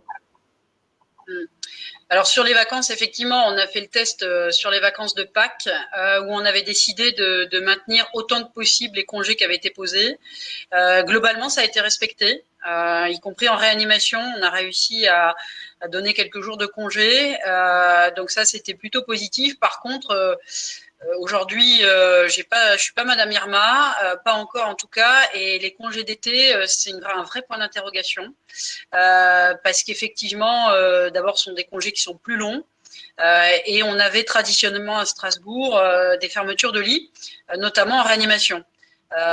Donc, il est fort probable que début juillet, on ne soit pas encore revenu à l'épure de notre capacitaire habituel. Et donc, ça veut dire encore moins au capacitaire estival. Donc là, pour l'instant, c'est un point d'interrogation. Notre position, c'est de dire qu'il faudra que les personnels puissent prendre des congés. Ça nous paraît indispensable. Maintenant, il faudra aussi assurer la continuité des soins. Donc, et voilà. Est-ce que ce sera avec un étalement? Est-ce que ce sera par roulement? C'est-à-dire que voilà, pour l'instant, on n'a pas mis de position stabilisée sur ce sujet. On va attendre les stratégies de déconfinement parce que ça aura aussi évidemment un impact. Voilà. Après, sur l'autre question sur une plateforme, hein, c'est ça, de volontaires, etc. Oui. Donc l'ARS nous a fait passer assez régulièrement une liste de volontaires. Alors pour tout dire, ici à Strasbourg, on n'a pas utilisé cette liste venant de l'ARS. D'abord parce qu'on a eu en fait des contacts en direct très nombreux. Très nombreux. On a été sollicités dès le début de la crise en direct avec des propositions et des volontariats de tout ordre. Hein, et donc, on n'a pas utilisé cette liste de l'ARS. Voilà. Après, la question, elle se pose clairement en termes de compétences, c'est-à-dire qu'il y a énormément de citoyens, j'allais dire, volontaires. Sauf que quand on est infirmière ou aide-soignante et qu'on n'a pas exercé son métier depuis 10 ans ou 15 ans, la question, c'est dans quelle mesure on est opérationnel dans un temps court. Et dans cette période de crise, malheureusement, on a eu peu ou pas la possibilité d'intégrer ce type de volontaire parce que ça nécessite une formation initiale. Enfin, en tout cas, pas initiale, une formation préalable. Et donc, voilà, ça a été un peu une contrainte pour nous, au-delà du fait qu'un certain nombre de volontaires de cette liste sont disponibles le samedi et le dimanche, mais pas la semaine, 2 jours, 3 jours. Donc, on sait bien que dans nos organisations, il y a quand même un minimum de connaissances du matériel, de la localisation des produits, etc., des protocoles, évidemment, et que quand on intègre quelqu'un seulement pour 2 jours, on va potentiellement perdre plus de temps à former. Et donc, on a eu ce sujet-là, c'est-à-dire qu'à un moment donné, il ne faut pas non plus être, si je puis dire, trop nombreux, parce qu'on avait déjà nos professionnels en interne que nous avions repositionnés qu'il fallait former. Et donc, il ne faut pas non plus, j'allais dire, surbooker ces temps de formation, parce que derrière, on n'est pas opérationnel. Voilà. Merci. Tant que la prochaine diapo arrive avec la question, allez assez vite. Il y a une question qui est posée sur la gestion pour des zones très sensibles, comme pour les personnels en hémato ou en oncologie, savoir si ces personnels ont été préservés. Je vais me permettre, moi, de répondre, de donner mon expérience, parce que c'est aussi ça l'expérience locale. Nous, clairement, les personnels d'hématologie ont été préservés pour continuer d'accueillir leurs patients. Et même si au début, ils ont voulu en effet aller au chevet des patients Covid-free dans les réanimations ou dans des structures où vous pouvez accueillir ce type de patients, très vite, on les a réintégrés dans leurs unités afin de permettre d'avoir quand même un suivi, une prise en charge et de préserver ces patients-là. Donc, les vacances, je crois qu'on l'a dit là-dessus, on peut passer donc un petit peu à la question suivante, parce qu'on vous y avait répondu, en effet, l'importance de gérer les vacances des personnes en avant et de mettre des gens un peu en retrait. Certes, ils peuvent se sentir frustrés pour l'instant, mais ils vont arriver après, on aura besoin d'eux dans les semaines qui viennent. Pardon. Donc, aussi une question, une remarque, comme vous l'avez dit, je crois que c'est même Dugast qui l'avait expliqué, qu'il y avait, ou Karine peut-être, je ne me souviens plus, l'apparition de nouveaux métiers, de nouvelles technologies qui ont été développées. Est-ce que ça, par exemple, dans votre structure, vous à Strasbourg, vous allez le développer, continuer à le développer, et si oui, comment ? Alors, j'ai un exemple qui est assez parlant, puisqu'on avait débuté une expérimentation de télétravail aux US début février. On était peut-être un peu en retard par rapport à d'autres, mais en tout cas, on avait commencé une expérimentation pour 30 personnes. 30 personnes à l'échelle du CHU. Alors aujourd'hui, 24 avril, on en est à 850. Voilà. Donc, clairement, on a découvert, il y a un certain nombre de métiers pour lesquels on n'avait pas forcément imaginé la possibilité de télétravailler, qui se sont révélées tout à fait performantes et pertinentes. Et là, on est en train de réviser un peu nos classiques sur le sujet du télétravail. Je prends cette question-là, parce que je pense que c'est effectivement un moyen de travailler autrement.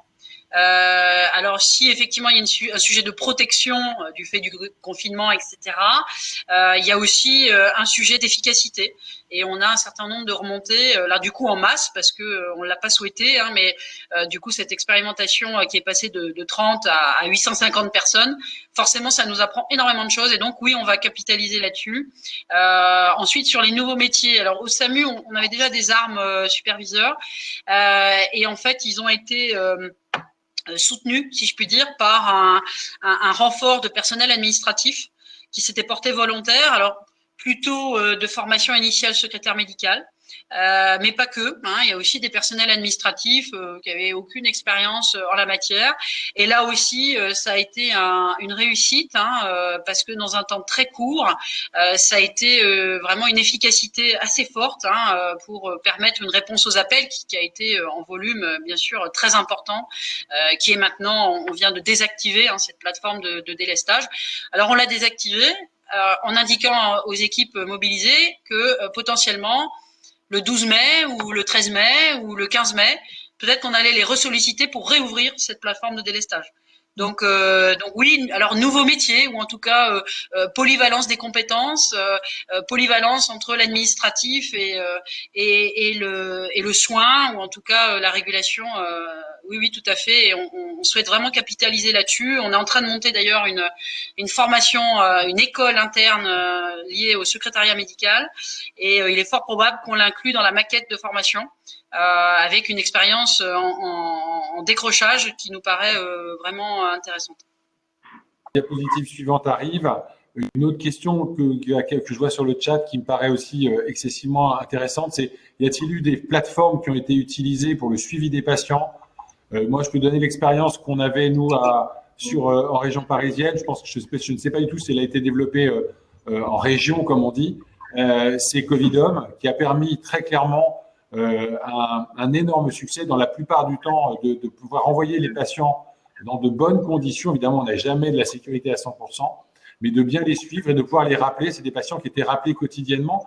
Ma question, elle va aller peut-être à Marc là. Est-ce que ce genre de plateforme, pas si vous l'avez utilisé, ça maintenant, bon, peu importe, c'est très bien, mais est-ce que vous auriez tendance, vous, à le développer pour d'autres pathologies pour nos autres patients qui vont continuer à venir aux urgences et peut-être même l'étendre dans d'autres spécialités?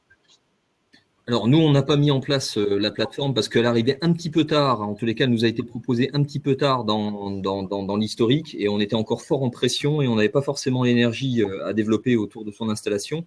Par contre, ce qu'on avait fait beaucoup plus en amont, c'est que nous, on a bénéficié, enfin, on a ouvert également une plateforme de délestage très où on a associé des médecins généralistes et très vite, ces médecins généralistes ont voulu reprendre la main sur le suivi de leurs patients et on avait mis en place 2 systèmes conjoints. D'une part, de la consultation médicale à proximité des urgences pour permettre d'éviter le passage par les urgences et permettre une prise en charge qui soit plus individualisée et moins mixée.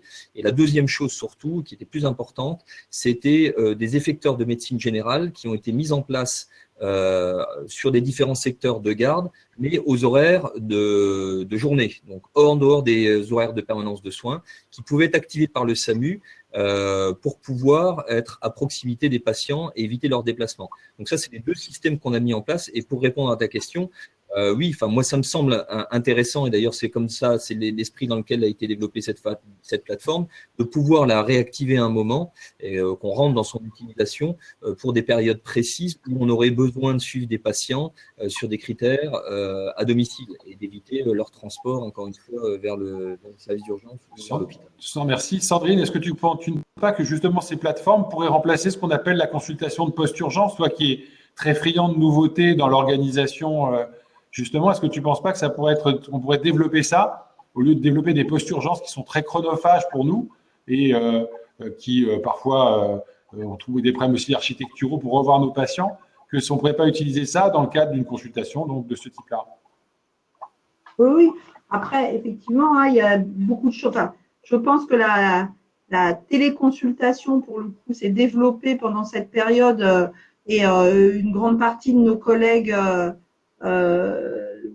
de spécialités d'organes ont suivi leurs patients chroniques par consultation. Ça va encore continuer parce que de la gestion des plateaux de consultation va être quelque chose de très compliqué si on ne veut pas qu'encore une fois les patients soient tous agglutinés dans un espace contraint.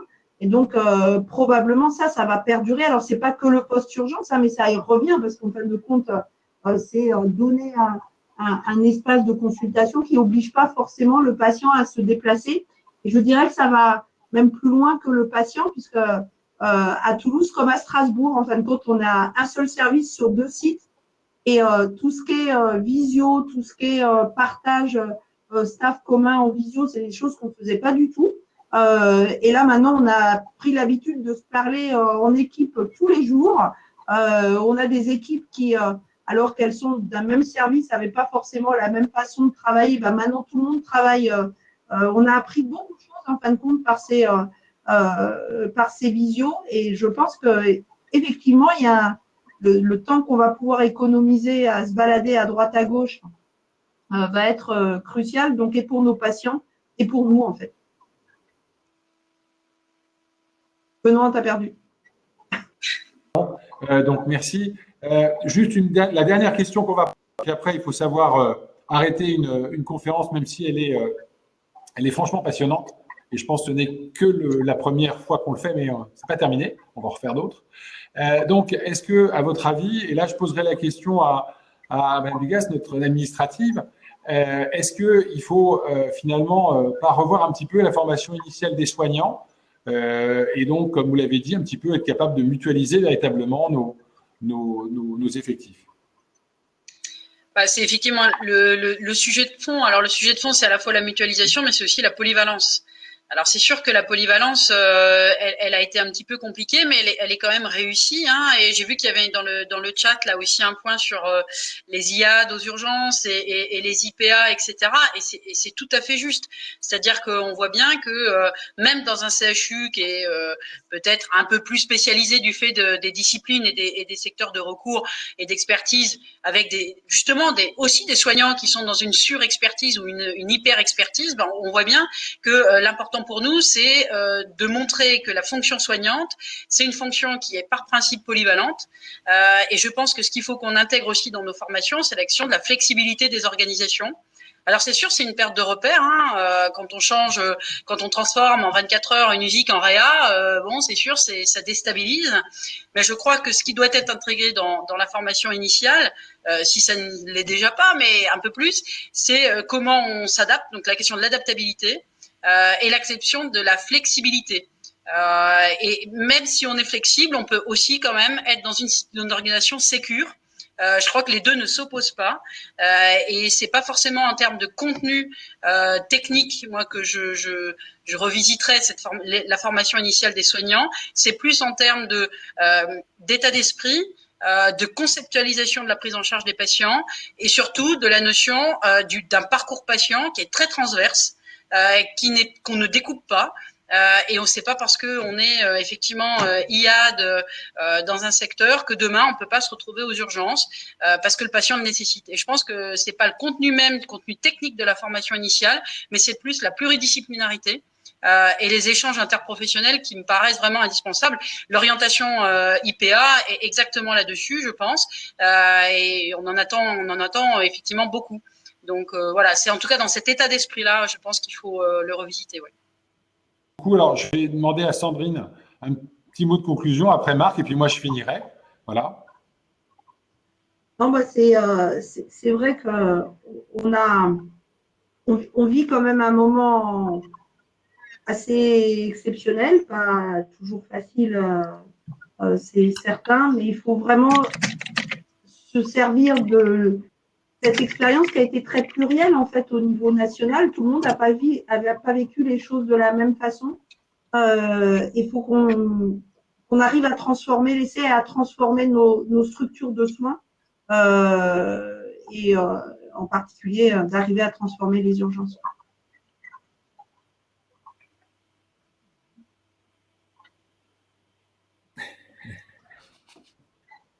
On n'entend plus. Bon, moi deux pans spécifiques. Le premier, juste en rebond sur est-ce qu'il faut transformer le métier de soignant. J'aimerais bien qu'on le dise aussi des docteurs, parce qu'il y a eu des vrais challenges sur les docteurs. Moi, j'ai vu des chirurgiens faire de la médecine, accueillir des Covid dans leur service. Et alors qu'il y a 2 mois, c'était impossible qu'ils auscultent un patient. J'ai vu des anesthésistes qui faisaient de l'anesthésie depuis 20 ans se remettre à faire de la réanimation, aller avec leurs collègues réanimateurs pour réapprendre à prendre en charge ces patients. Donc, c'est la force de cet épisode, et c'est la preuve qu'on peut y arriver. Donc, il faut juste ne pas l'oublier, parce que voilà, demain, peut-être qu'on faudra réveiller ces anticorps. Et puis, la deuxième chose, parce qu'il y a eu plein de questions sur le sujet, comment est-ce qu'on prépare cet été le deuxième pic, la problématique des migrations des estivants, etc. Je pense qu'il faut vraiment préparer ça là maintenant. C'est-à-dire qu'il faut le faire comme si on préparait le plan de secours de demain, le plan d'organisation de demain dans nos hôpitaux. Donc, il faut prévoir comment est-ce qu'on fait si demain, on a, en plus de cette épidémie, eh bien, beaucoup plus de consultations dans nos services d'urgence. Et on est capable de le faire. On l'a montré pendant l'épidémie, donc on est capable de le faire. Donc, préparons-le, mais préparons-le pas seul. Encore une fois, ce que nous a appris cet épisode, c'est que l'hôpital n'est pas tout seul face à un événement de ce type-là.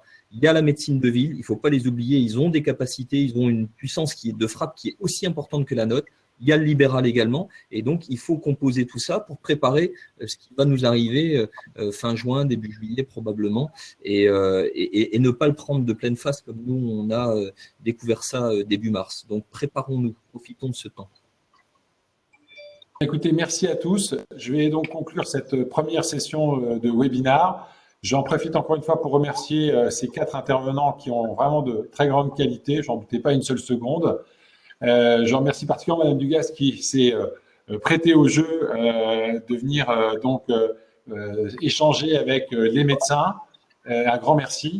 Et je remercie aussi Panacea qui nous a permis vraiment de tous nous retrouver avec toute son aide technique et sa grande compétence. Et puis, je vous donne rendez-vous sur d'autres webinaires et surtout pour la prochaine réunion des chefs de service de médecine d'urgence qui aura lieu en décembre 2020. Merci à tous. Au revoir. Au revoir.